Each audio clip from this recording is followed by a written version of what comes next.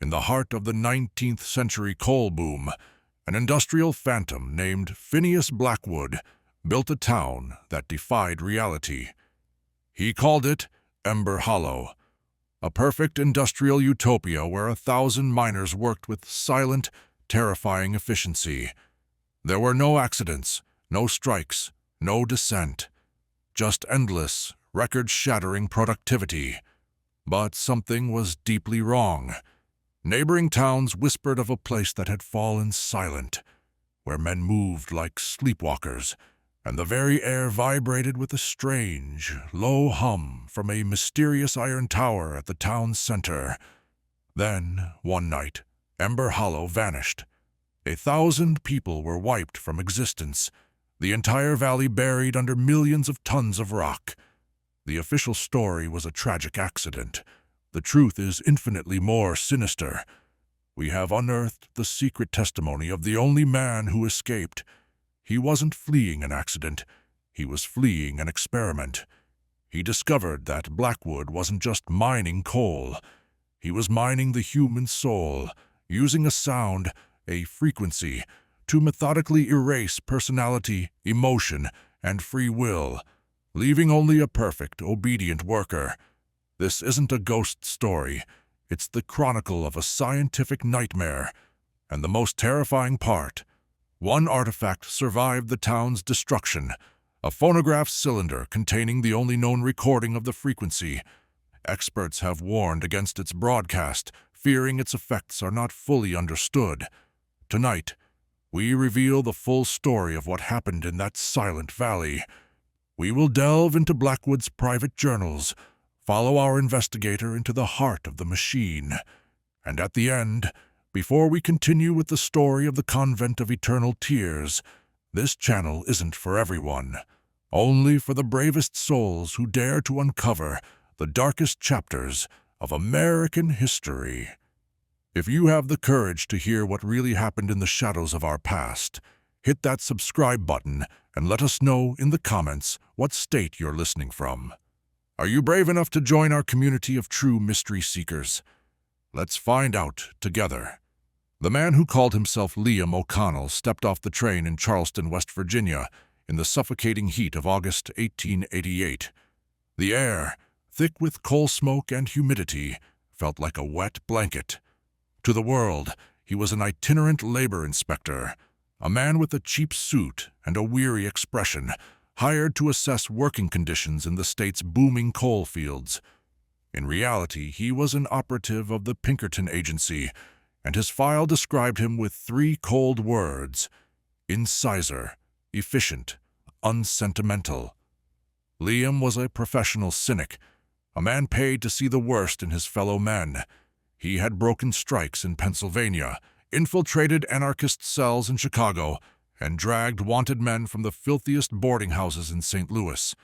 He operated with a detached, methodical calm that unnerved both his targets and his employers. He saw the world as a simple equation of greed, desperation, and violence, and his job was to tilt the balance in favor of whoever signed his paycheck. His current assignment, however, was different. It was vague, unsettling, and it came directly from William Pinkerton himself. The target wasn't a union or a criminal, it was a town, Ember Hollow. The client is Phineas Blackwood, his handler had explained in a smoke-filled Chicago office. But he is not paying us. A consortium of his rivals is. They're terrified of him. Phineas Blackwood was a legend, a phantom of the Gilded Age. While Carnegie built his empire in the full glare of the public eye, and Rockefeller mastered the art of the backroom deal, Blackwood operated from the shadows. He had amassed a fortune in coal and steel with terrifying speed, his methods a complete mystery. His competitors saw their profits shrink, their best engineers resign, and their most reliable minds suddenly fail, all while Blackwood's operations expanded with unnatural efficiency. Ember Hollow was his masterpiece, a mine sunk into the richest coal seam in Appalachia, equipped with experimental machinery and, most importantly, a workforce that seemed immune to the limitations of flesh and blood. "Their production numbers are impossible, Liam," the handler had said, sliding a ledger across the table. "They're extracting 30% more coal per man-hour than the most mechanized mine in Britain. There have been no strikes, no accidents, zero turnover. Men go into Ember Hollow, and they do not leave. They just work." The whispers from the region were even stranger. Miners in neighboring camps spoke of an eerie silence that surrounded the valley, a place where you never heard the usual sounds of a mining town. No shouting, no saloon brawls, no wives yelling at children. They called it the Silent Valley, or the Devil's Acre. The assignment was clear: infiltrate Ember Hollow under the guise of a safety inspector, assess Blackwood's methods, and find the source of his miracle. One other agent, a promising young operative named Miller, had been sent 6 months prior. He had sent back 2 cryptic reports mentioning the music and the tower, and then he had vanished. Liam's cover was that he had been hired by Blackwood himself, a bit of clever corporate espionage financed by the rivals. His letter of introduction, a masterful forgery, would get him past the gates. What he did once inside was up to him. The journey to Ember Hollow was a descent into a harsher, more primitive world. A rattling carriage ride took him from Charleston into the rugged, unforgiving mountains. The roads became dirt tracks, clinging to the sides of steep, densely forested hills. The air grew cleaner but also heavier, charged with the isolation of the wilderness. The driver, a taciturn local man named Jed, pointed with his whip toward a distant notch in the mountains. "That there's the Blackwood Gap," he grunted. "Only way in or out. They got their own rail spur runs through it, but the main road's the only other way. Got guards on it." As they approached, Liam saw what he meant. The road narrowed, passing between 2 sheer rock faces. A heavy iron gate, flanked by a sturdy-looking guardhouse, blocked the path. 2 men in crisp, dark gray uniforms, armed with Winchester rifles, stepped out. They weren't the usual hired thugs Liam was used to dealing with. Their posture was military, their eyes sharp and disciplined. They were Blackwood's men, the wardens of Ember Hollow. Liam presented his letter. One of the guards examined it, then looked at Liam with an unnervingly steady gaze. "Mr. Blackwood is expecting you. Director Vance will meet you in town."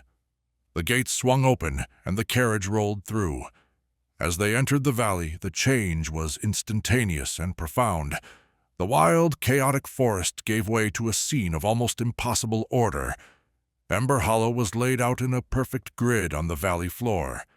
The houses were identical, 2-story structures, each painted a clean, sober gray, with a small, neatly tended garden in front. The streets were paved with crushed stone, free of the mud and filth that defined every other industrial town Liam had ever seen. In the exact center of the town square stood a peculiar structure, a slender, 100-foot-tall iron lattice tower, looking something like a skeletal lighthouse. This was the Harmonization Tower. From its peak, a low, continuous sound emanated. It wasn't quite music, more of a deep, resonant hum, a single, complex chord that seemed to vibrate in Liam's very bones. It was not unpleasant, but it was inescapable. The carriage pulled up in front of a larger building marked Administration. A man was waiting on the steps. He was tall and severe, dressed in a black suit that seemed impervious to the summer heat. His face was all sharp angles and pale skin, and his eyes, behind thin-rimmed spectacles, were the color of washed-out ice. "Mr. O'Connell, I am Elias Vance, Director of Operations." His voice was as precise and devoid of warmth as his appearance. "Mr. Blackwood extends his welcome. He believes deeply in safety and efficiency. They are 2 sides of the same coin, after all." Vance led him on a tour of the town. He pointed out the hospital, the company store, the communal dining hall. Everything was spotlessly clean, functional, and eerily quiet. Children played in a manicured park, but their laughter seems muted, subdued by the ever-present hum from the tower. Women went about their errands with placid, down-turned expressions. Our founder believes that a stable environment is conducive to productive labor, Vance said, his voice a dry monotone. We have eliminated the usual distractions. There is no public house. Alcohol is forbidden. All needs are provided for, from housing to health care. In return, our workers provide their undivided focus. They reached the edge of town, where the massive black superstructure of the mine head dominated the landscape. And here, Liam witnessed the miracle and the horror of Ember Hollow. Hundreds of men were moving between the mine entrance and the sorting sheds, but they moved with a silent, synchronized grace that was deeply unnatural. There was no wasted motion, no shouted conversations, no groans of effort. They worked in a state of intense, focused silence, their movements forming a complex, rhythmic ballet of labor. Pickaxes rose and fell at the perfect time. Carts were loaded and pushed with a uniform, unhurried pace. It was like watching the components of a single, vast machine. Liam focused on the men's faces. They were blank. Their eyes, wide and fixed, seemed to look through the world, focused on a task that existed only in their minds. They didn't sweat or grimace under the weight of their loads. They were pale, almost translucent in the harsh sunlight, and their pupils were strangely dilated. They were the silent choir. "Impressive, is it not?" Vance said, a flicker of what might have been pride in his cold eyes. "This is what humanity can achieve when stripped of its inefficiencies." That evening, Liam was shown to his room in the town's only boarding house, a building reserved for administrators and visiting technicians. The room was Spartan but clean. The hum from the tower was a constant presence, pressing in from all sides. Sleep did not come easily. The sound seemed to work its way into his thoughts, smoothing out the rough edges of his own mind, promising a strange, empty peace. He found himself having to consciously fight a growing sense of lethargy, a desire to simply sit and listen to the hum. He shook it off, his training kicking in. He was here for a reason. Miller had vanished. These men were wrong. He had to know why. His first few days were a blur of inspections. Vance gave him full access, a display of confidence that Liam found more unnerving than any secrecy. He went down into the mine itself. The experience was surreal. The tunnels were wider, cleaner, and better lit than any he'd been in, and the silence was absolute, broken only by the rhythmic percussion of 1,000 pickaxes striking the coalface in perfect, unending unison. The men worked shoulder to shoulder, their bodies moving as one, their blank faces illuminated by the gas lamps on their helmets. Liam tried to speak to one of them. "Hard work," he said to a broad-shouldered man, his voice sounding shockingly loud in the cavern. The man did not turn. He did not blink. His pickaxe continued its steady rhythm, never faltering. He did not seem to have heard. He did not seem to be capable of hearing. Liam began his real investigation under the cover of darkness. He broke into the town records office. The employee files were meticulous. Every man had been recruited from a desperate situation. Welsh miners blacklisted after the '85 strikes, Irish immigrants fresh off the boat with starving families, American farmers who had lost their land to drought. They were men with no other options, men who would not be missed. He found Miller's file. The last entry was dated 6 months ago. Subject exhibited signs of cognitive dissonance, resisted harmonization, transferred to medical for recalibration. Below it, in a different hand, was a single chilling word: failure. He needed to find the hospital, and he needed to find out what recalibration meant. His first potential break came from an unexpected source. The town doctor, a man named Alistair Finch, was a stark contrast to the cold confidence of Elias Vance. Finch was a nervous, bird-like man with shaky hands and eyes that perpetually darted about, as if expecting a blow. Liam cornered him one evening as he was leaving the small clinic. "Dr. Finch, a word," Liam said, stepping out of the shadows. Finch flinched, dropping his medical bag. "I don't know anything," he stammered, his eyes wide with terror. "I haven't asked you anything yet," Liam said, his voice low and calm. "I'm just curious about the health of these men. I've never seen miners with so few injuries. No cuts, no bruises, no broken bones. It's remarkable." "Mr. Blackwood's methods are preventative," Finch whispered, refusing to make eye contact. "They are focused. They do not make mistakes." "And the ones who do? The ones who get sick? Or the ones who don't harmonize?" Liam pressed, using the word from Miller's file. At that, all color drained from Finch's face. He looked around frantically, then leaned in close, his breath smelling of stale whiskey. "You need to leave," he hissed. "This place isn't a town. It's a laboratory. The tower, the sound, it changes them. It hollows them out. There's nothing left inside but the work." "What about Miller?" Liam asked, his voice ablade. "The inspector before me. What happened to him?" Finch's eyes filled with tears.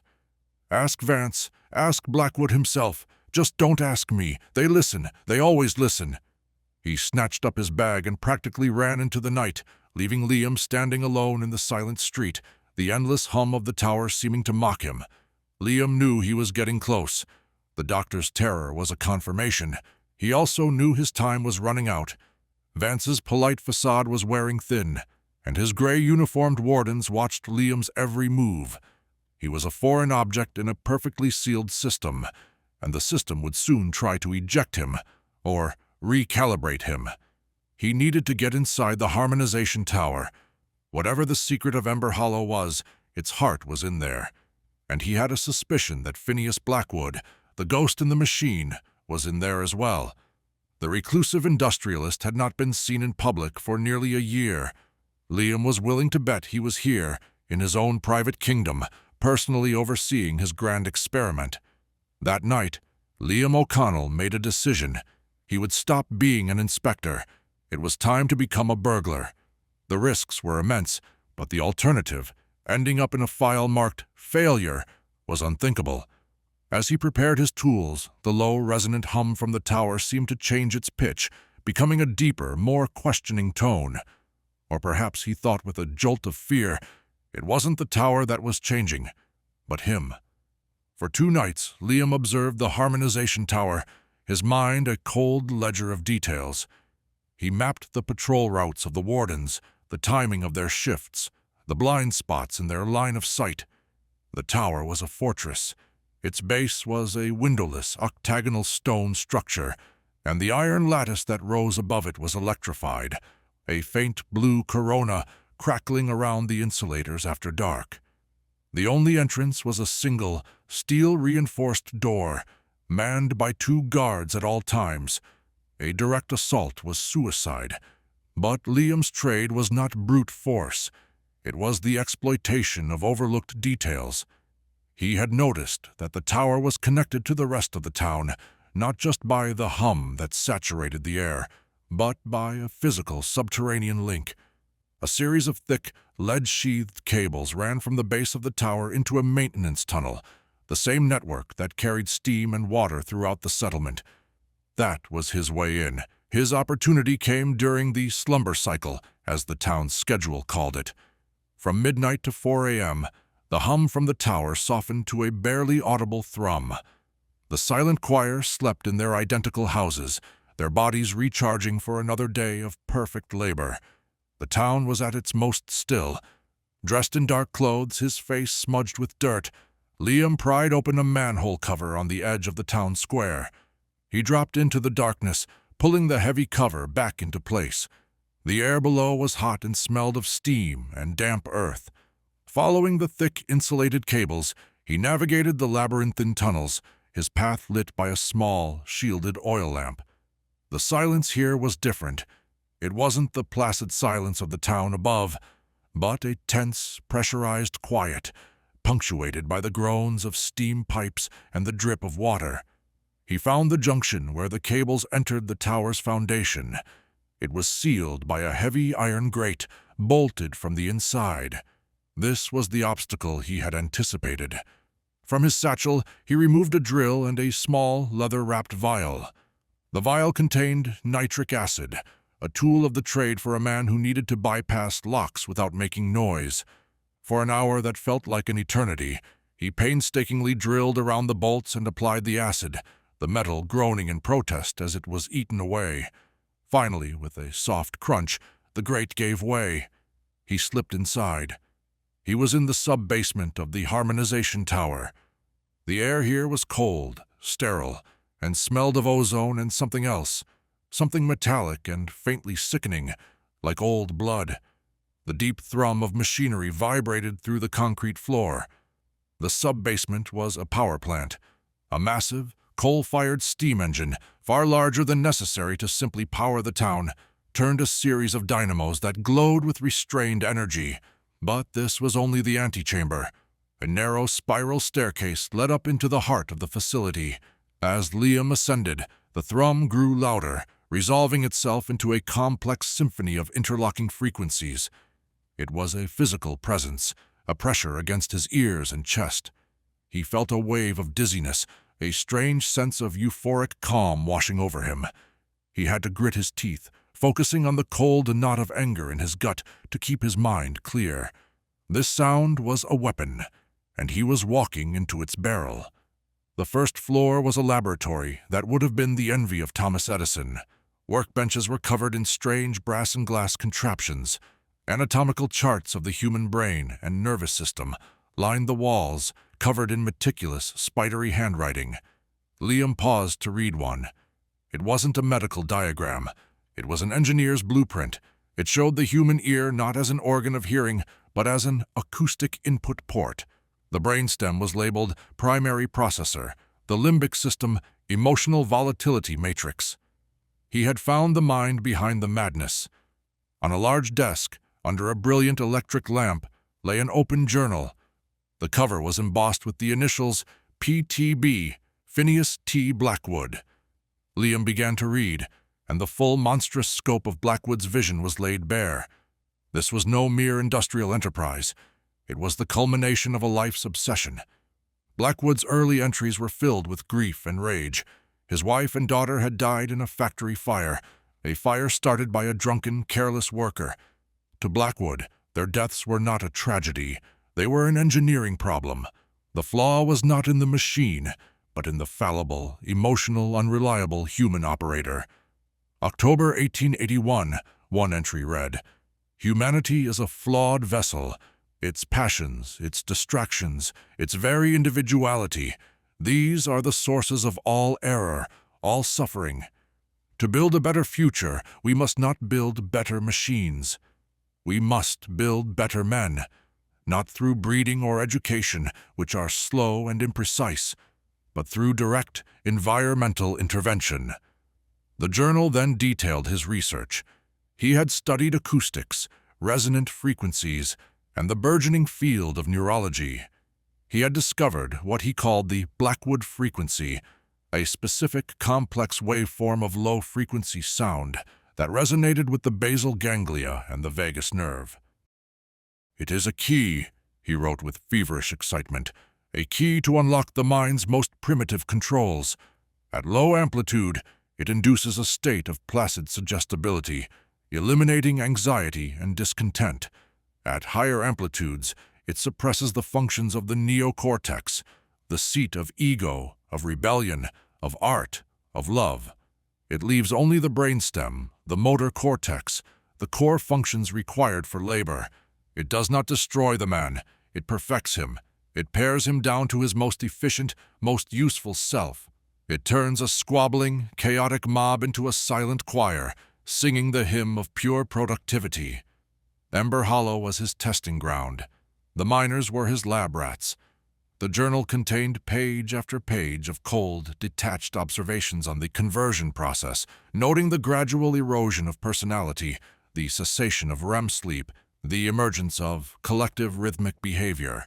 Nausea rose in Liam's throat. He pocketed the journal. This was the proof he needed.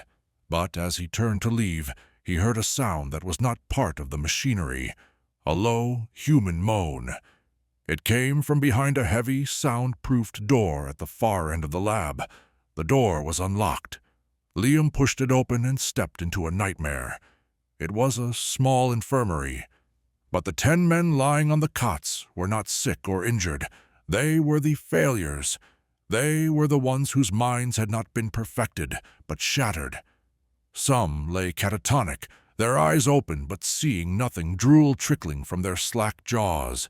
Others twitched uncontrollably, their limbs jerking in a grotesque parody of the miner's rhythmic work. One man was curled in a fetal position, endlessly tracing patterns on the wall with a trembling finger, whispering a single, broken word over and over. Home. Home. Home. In the last cot, Liam found him. Agent Miller. He was emaciated, his skin a waxy yellow pallor, but his eyes were terrifyingly alive. They were wide with a frantic, silent intelligence, trapped inside a body that would not obey him. As Liam approached, Miller's eyes locked onto his. He couldn't speak, he couldn't move, but he could blink. Slowly, deliberately, he began to blink in Morse code, a skill every Pinkerton agent was required to master. LISTENTHEYALWAYSLISTEN.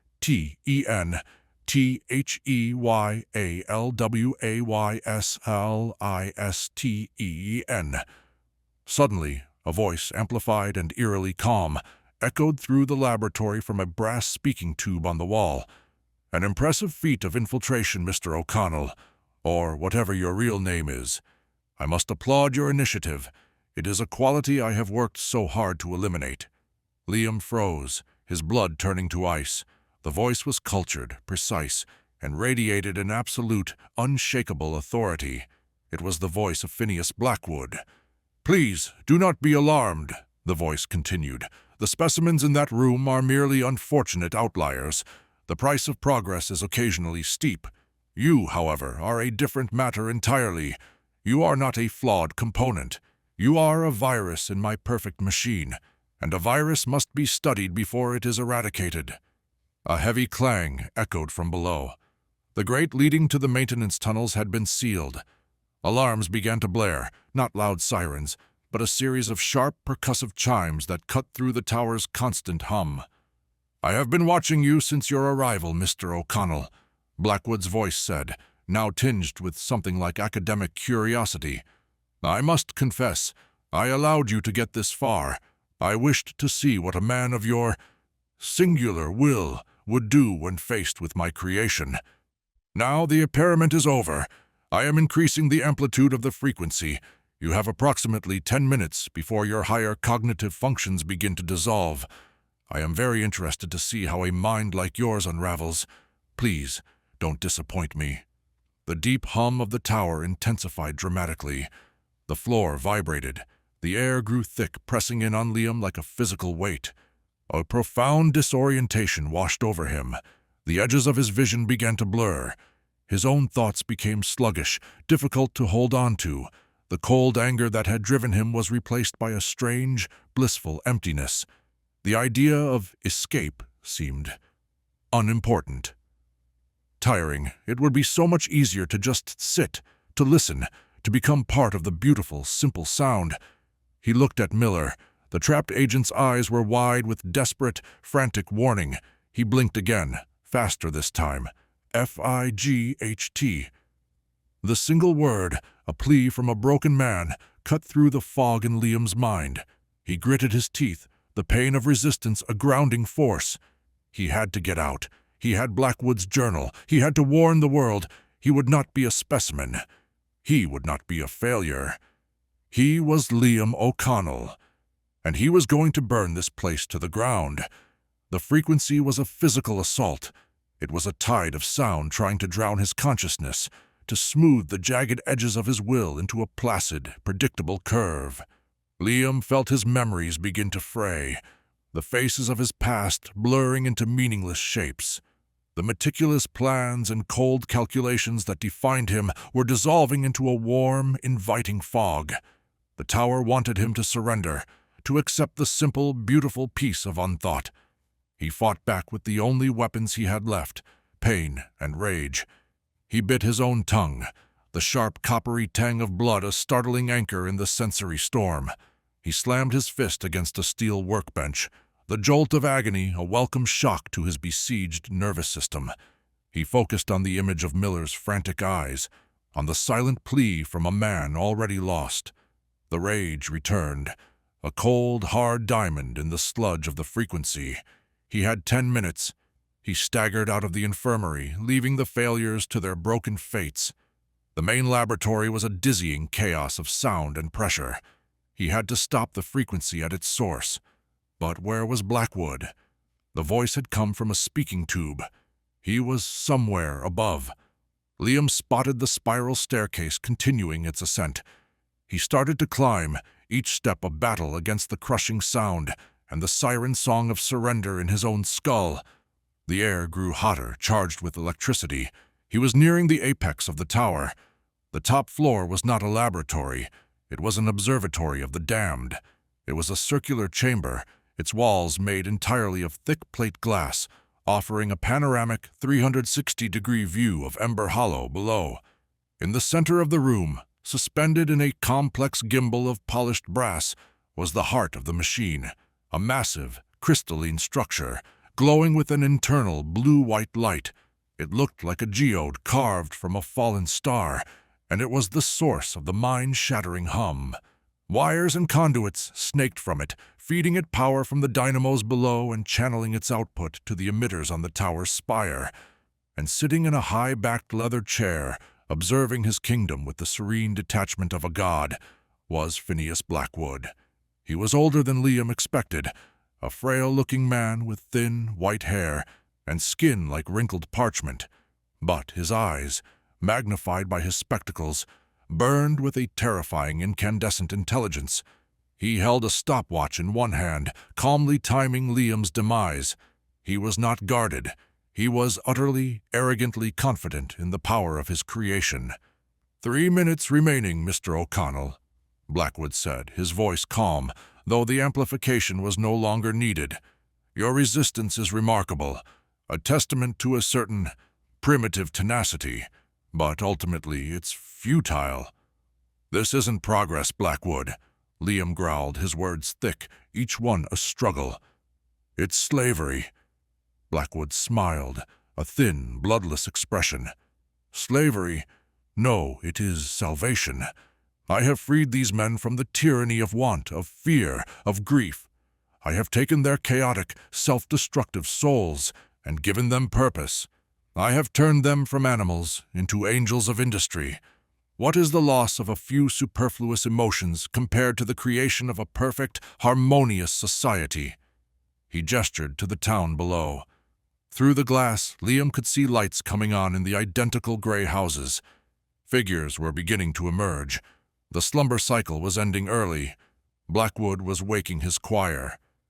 I think it is time for the final phase of our experiment, Blackwood said, his voice taking on a new, excited tremor. I have never tested the frequencies, defensive protocols. Against an unharmonized intruder, let us see how the collective responds to a foreign body, an infection. He turned a dial on the console next to his chair. The hum from the crystal intensified to a painful, piercing shriek. Below, the people of Ember Hollow stopped. As one, 1,000 heads turned and looked directly up at the tower. Their eyes, even from this distance, seemed to gleam in the dim pre-dawn light. And then, as one, they began to move. They did not run, they advanced, a silent, inexorable tide of gray-clad bodies flowing from the houses and streets toward the base of the tower. Their movements were jerky, unnatural, like puppets pulled by invisible strings. They were no longer miners. They were antibodies, summoned by the machine to surround and destroy the threat. Liam's time was up. He would never make it out of the town now. He looked at the glowing crystal, the source of it all. If he was going to die, he was taking this abomination with him. He lunged, not for Blackwood, but for the crystal. The industrialist's eyes widened in genuine surprise for the first time. No, the harmonics are precisely calibrated. You will destroy. Liam didn't hear the rest. He drew the heavy military-issue revolver he carried, concealed at the small of his back, and fired. The bullet, a .44 caliber slug, struck the brass gimbal supporting the crystal. The mechanism buckled with a sharp crack. The second shot hit the crystal itself. It did not shatter. A spiderweb of black fractures spread across its surface, and the pure blue-white light within turned a sickening, chaotic violet. The sound coming from it fractured as well. The clean, orderly hum devolved into a cacophony of screeching, dissonant tones, 1,000 frequencies at war with one another. The effect on Blackwood was instantaneous. The architect of the sound was not immune to its corruption. He screamed, a raw animal sound of pure agony, clutching his head as blood began to trickle from his eyes, ears, and nose. The perfect order he had imposed on others was now tearing his own mind to shreds. For Liam, the change was a release. The crushing pressure vanished, replaced by a storm of sonic chaos that was painful, but not controlling. His mind, his own again, snapped back into sharp, cold focus. But below, for the silent choir, the effect was apocalyptic. Their master control signal was gone, replaced by a blast of pure neurological noise. The invisible strings that had guided them were now thrashing them about like marionettes in a hurricane. Through the glass walls, Liam watched in horror as the perfect, orderly collective disintegrated into 1,000 individual hells. Men and women screamed as decades of suppressed emotion, memory, and identity came flooding back into minds that were no longer equipped to handle them. They collapsed, convulsing, their bodies twisting in the streets. Some clawed at their own faces, trying to tear out the sound that was trapped in their skulls. Others simply went mad, attacking their neighbors with a terrifying, mindless fury, their movements, still retaining a shadow of the rhythmic grace they had been taught, now turned to violence. The silent choir had become a screaming, writhing mob of the damned. Ember Hollow was consuming itself. Liam knew he had only moments. The tower was groaning around him, the damaged crystal causing wild power surges in the dynamos below. He turned to leave, but Blackwood, his face a mask of blood, lunged at him with surprising strength. "You have ruined it!" he shrieked, his voice a shredded wreck. "You have ruined paradise!" Liam shoved him back. The old man stumbled, crashing against the plate glass wall. The pain, already under stress from the tower's vibrations, shattered. With a final, surprised cry, Phineas Blackwood, the ghost of the Gilded Age, tumbled out into the night and fell 100 feet to the stone courtyard below, his body swallowed by the writhing chaos of his own failed utopia. Liam didn't wait.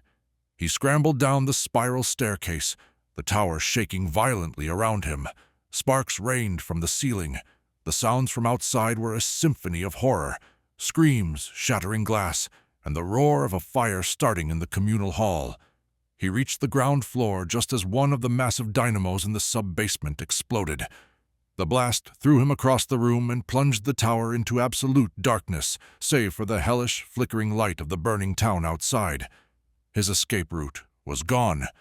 The main door was blocked by the mob. The maintenance tunnel was sealed, but the explosion had created a new path. It had blown a jagged hole in the tower's stone foundation, a gaping wound leading out into the chaos. Liam crawled through the opening, his body bruised, his ears ringing. He was outside. The scene was apocalyptic. The harmonization tower, its spine broken, was beginning to collapse. The town was ablaze. And the survivors of the choir, their minds shattered, were a tide of pure, mindless violence. He had to get to the mine. It was his only chance. He ran, a desperate, weaving path through the mayhem. He was just another shadow in a burning world. A maddened miner swung a pickaxe at him, his face a blank canvas of insanity. Liam dodged, not slowing down. He vaulted over the bodies of the fallen, his mind a singular, cold point of focus. Survive. He reached the mine entrance. The massive superstructure was silhouetted against the flames. It was here that Blackwood kept his second miracle. The one that ensured his silence was absolute. Dynamite. Every mining operation used it. But Blackwood's stockpiles were immense, far more than was needed for simple excavation. They were a contingency, a way to erase the evidence, a way to bury his failures. Liam found the main detonation shed, its door hanging off its hinges. Inside, crates of dynamite were stacked to the ceiling. The primary detonator was a complex switchboard, wired to charges placed at key structural points throughout the valley and the mine, designed for a controlled, systematic demolition. There was no time for control. Liam took burning timber from a nearby collapsed building. He lit the fuses on 24 sticks of dynamite, his hands steady. He then jammed the timber into a crate of blasting caps. He had minutes, maybe less. He ran into the main mine tunnel, deeper and deeper into the earth, away from the impending blast. He didn't know if the tunnel would hold, or if it would be his tomb. It didn't matter. He had passed judgment on Ember Hollow. He was a quarter-mile deep when the world ended. The first explosion was the detonation shed, a white-hot flash followed by a roar that dwarfed the sound of the collapsing tower. Then the sympathetic detonations began, a rolling, thundering cataclysm that tore through the valley. The charges Blackwood had set to bury his secrets were now being triggered all at once. The very mountains seemed to groan in protest. The tunnel around Liam convulsed. Timbers snapped like matchsticks. The roof collapsed behind him, a wave of rock and dust chasing him down into the darkness. He was thrown forward, his head striking something hard, and then there was only blackness. Liam woke to silence, a profound, absolute silence that was the opposite of the tower's hum. It was the silence of the tomb. He was buried alive. Panic, cold and sharp, tried to claw its way up his throat, but he beat it back down. He was alive. That was a starting point. He did a mental inventory. His head throbbed, his ribs were bruised, but nothing felt broken. His small oil lamp was smashed, but his matchbox in its waterproof tin was still in his pocket. He struck a match. The tiny flame revealed a claustrophobic nightmare. He was in a small pocket of space, a bubble in the collapse. The tunnel ahead and behind was completely sealed by a wall of rock and splintered timber. The air was thin and tasted of dust. He was trapped. But he was a Pinkerton, and Pinkertons did not surrender. He spent what felt like days. He had no way to mark the time, exploring his prison. He conserved his matches, using them only to navigate. He found a trickle of water seeping through the rock, and he drank. The despair was a constant companion, a heavy weight in the darkness, but he focused on the details, on the logic of the problem. His salvation came in the form of Blackwood's own engineering. He found a narrow ventilation shaft designed to pump fresh air into the deep seams of the mine. It was barely wide enough for a man to squeeze through, and it led straight up into darkness. It was his only way out. The climb was a vision of hell, a vertical ascent of hundreds of feet through a pitch-black narrow shaft. His only purchase was the rough-hewn rock and occasional iron rungs. He climbed for an eternity, his muscles screaming, his lungs burning. Several times his grip slipped, and he dangled by his fingertips over the abyss, the cold certainty of his own death just a heartbeat away. But he kept going, driven by a stubborn animal refusal to die in this hole. He emerged, finally, into a cool night, gasping the clean mountain air like a drowning man. He had climbed out onto a high ridge, miles from the valley floor. He looked down at what had been Ember Hollow. It was gone. The entire valley was a crater, a massive, raw wound in the earth, filled with shattered rock. The silent valley was silent once more, its secret buried under a mountain of its own making. There was no sign that a town, or 1,000 souls, had ever been there. Liam O'Connell walked for 3 days, following the stars, before he stumbled into a small logging camp, a gaunt, half-mad wraith emerging from the wilderness. His report to the Pinkerton Agency was met with stunned disbelief, then with cold, pragmatic fear. He presented Blackwood's journal, the only tangible proof he had managed to carry out of the inferno. The agency's leadership understood the implications immediately. Blackwood's rivals had not wanted a scandal. They had wanted his secret. Exposing the truth about Ember Hollow would not just destroy Blackwood's legacy. It would destabilize the entire industrial world. It would spark riots, investigations, and a public panic that could bring the nation's economy to its knees. And so, the cover-up began. Liam O'Connell was officially listed as lost in the line of duty. He was given a new name, a new identity, and a generous pension, on the sole condition of his absolute, eternal silence. The official story of Ember Hollow became the one recorded in the history books. A catastrophic mining accident. Blackwood's journal was locked away in the deepest, most secret vault the agency possessed. The story was buried, but not every piece of evidence was destroyed. A month after the accident, a railroad survey crew, charting a new route through the mountains, found a small leather satchel lying near a landslide miles from the Blackwood Gap. It was the bag of the first operative, Miller. Inside, they found his final desperate report, scrawled on pages torn from a notebook. And wrapped carefully in oilcloth was a single, experimental phonograph cylinder. Not understanding what they had, they sent the entire satchel to their corporate headquarters, which in turn, seeing the name Blackwood, forwarded it to a government industrial commission. The cylinder, deemed an irrelevant curiosity, was eventually filed away in the Library of Congress, mislabeled and forgotten. Liam O'Connell lived out the rest of his life as a quiet accountant in San Francisco. He never spoke of Ember Hollow again. But every night, for 50 years, he would wake up in a cold sweat, the memory of 1,000 blank-eyed men, and the sound of a deep, resonant hum echoing in his mind. He died in 1941, taking his secrets to the grave.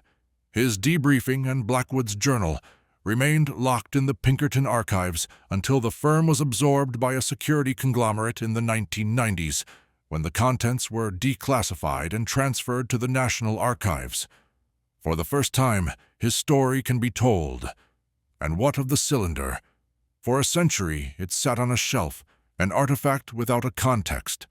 But with the discovery of Liam's report and Blackwood's journal, we now understand what it is. It is the only known recording of the Blackwood frequency. Specialists at the National Archives have warned us against broadcasting it. They say its complex, low-frequency waveforms could have unpredictable effects, even through modern speakers. But we believe that to understand the horror of Ember Hollow, you have to hear it. To truly comprehend what was done to those 1,000 souls, you have to listen to the sound that unmade them. We are going to play a 10-second sample of the recording. We advise lowering your volume. Progress always requires sacrifice, a small price to pay, for harmony, for efficiency. Perhaps Phineas Blackwood was not a monster. Perhaps he was a visionary, a man ahead of his time, a man who understood what was necessary. My God, do you see now? The frequency is not just a sound. It is an idea, a persuasive, seductive idea, the idea that peace is worth any price. That is the true, enduring horror of Ember Hollow. It wasn't just buried under a mountain. It's still here, waiting, in the quiet places, in the hum of the machine, waiting for us to be desperate enough to listen.